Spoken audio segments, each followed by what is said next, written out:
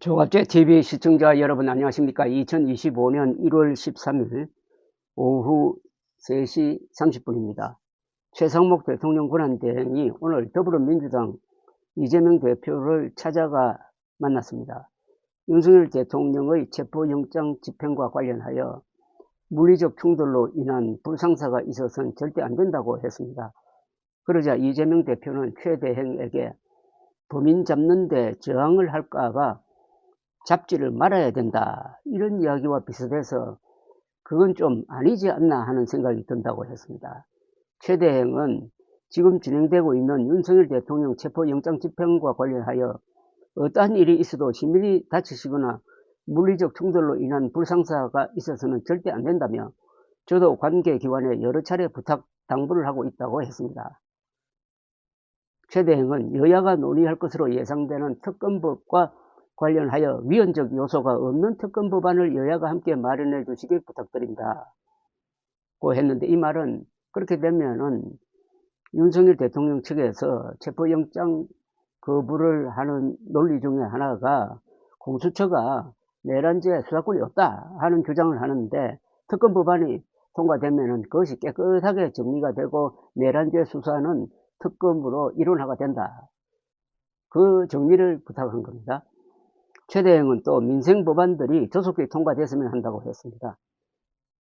이재명 대표는 최 대행에게 법관이 발부한 영장을 경찰이 집행하는 것을 무력으로 저항하는 이런 사태를 막는 게 대통령 권한 대행이 해야 할 제일 중요한 일이라고 했습니다. 그는 국가 공동체를 지키는 안보 문제는 지금 누구나 할 것 없이 잘 챙기고 있는 것 같은데, 질서 유지 측면에서 보면은 이건 완전히 무질서로 빠져들고 있다는 생각이 든다. 지금 대한민국 상황에서 제일 중요한 것은 질서와 안정이라고 생각한다. 질서와 안정이 구축돼야 권한대행께서 말씀하신 경제도 활력을 되찾을 것 같다고 했습니다. 이어서 경제를 챙겨야 된다는 것은 누구나 동의하고 권한대행께서도 많이 강조하고 계시다며, 경제는 불안정이 가장 큰 적이다. 전국이 안정되고 예측 가능하고 합리적 사회 분위기 속에서 경제가 살아날 수 있을 텐데 법질서를 지키지 않으면 아무것도 안 된다. 경제가 제일 싫어하는 게 불안정인데 경제 회생을 위해서라도 실질적인 국정 안정에 도움이 되는 것을 깊이 고민해 주시기 부탁드린다고 했습니다. 최 대행은 경호처와 공수처의 배치를 충돌로 인식하는 데 대해서 이재명 대표는 합법적 권한 행사에 대한 불법적 저항으로 보고 있습니다. 법원이 발부한 체포영장 집행을 거부할 수 있도록 허용하는 법은 없고 이의 신청도 불가능합니다. 체포된 뒤의 적부심 절차는 있습니다. 윤석열 대통령 측이 법에 없는 방식으로 저항하는 것을 법 집행과 동격으로 놓아가지고 경호처와 공수처의 대치를 충돌이라고 하는 것은 비례에 맞지 않는 양비론적 표현이라고 볼 면이 있습니다. 그래서 최 대행과 이재명 두 사람의 말로 하는 일종의 논쟁인데, 논쟁을 지켜보면은 법리적으로는 이재명 대표의 말이 맞는 것 같아요. 법리적으로는. 그러나 다음 제가 소개해드릴 이 이야기를 들으면 또 여러분들 생각이 또 바뀔 겁니다. 천대엽 법원행정처장은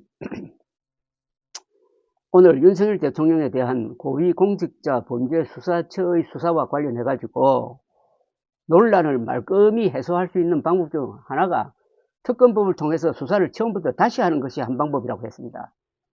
수사를 처음부터 다시 한다는 말이 나옵니다. 현재 내란죄 수사는 수사기관 중 경찰만 할 수 있는데 공수처가 윤 대통령 내란 혐의를 수사해서 논란이 이어지고 있습니다. 공수처가 끼어들었다는 이야기입니다. 국민의힘 곽규택 의원은 오늘 국회 법제사법위원회 전체회의에서 과거 대법원장이 특검을 추천했을 당시 소추, 재판 분리의 원칙에 위배된다는 논란이 있었다는 점을 지적을 했습니다. 곽 의원은 법원 행정처장님, 대법원에서 특검을 추천하는 게 부담스러운 면이 있다고 하신 적이 있다. 왜 부담스러운지 말씀해 보시라고 했습니다. 민주당이 새로 발의한 내란 특검법은 대법원장이 특검을 추천하게 되어 있습니다.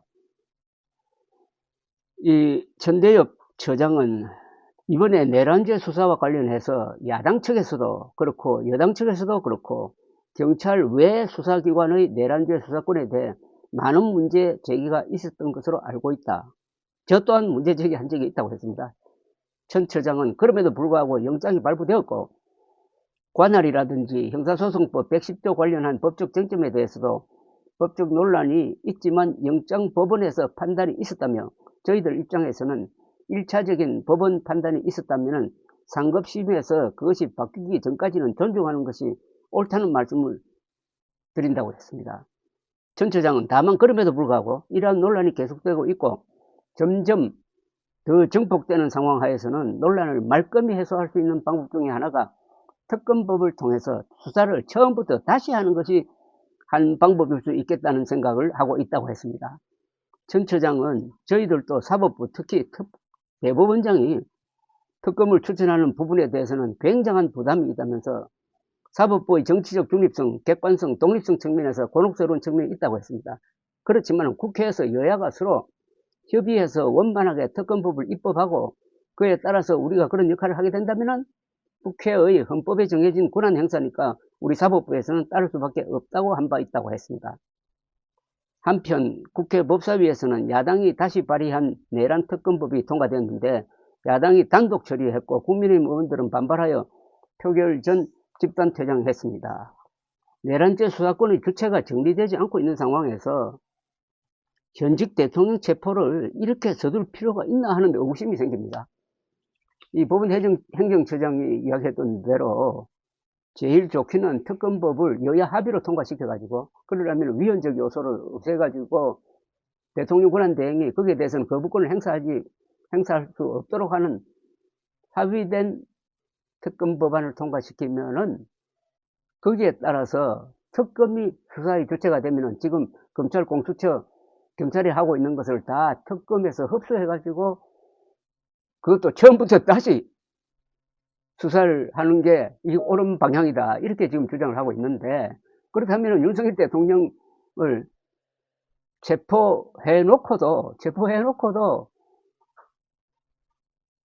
앞으로 공수처가 이 수사를 계속할 수 있느냐 하는 것도 지금 불투명합니다. 그렇다면 공수처가 경찰과 함께 윤석열 대통령에 대한 체포를 서두를 필요가 없지 않느냐. 지금 특검 법안이 어떻게 처리되는지를 지켜보고 집행을 해도 늦지 않는 거 아니냐. 아직 늦지 않는 게 아니라 그렇게 해야 되는 것 아니냐 하는 생각이 듭니다. 감사합니다.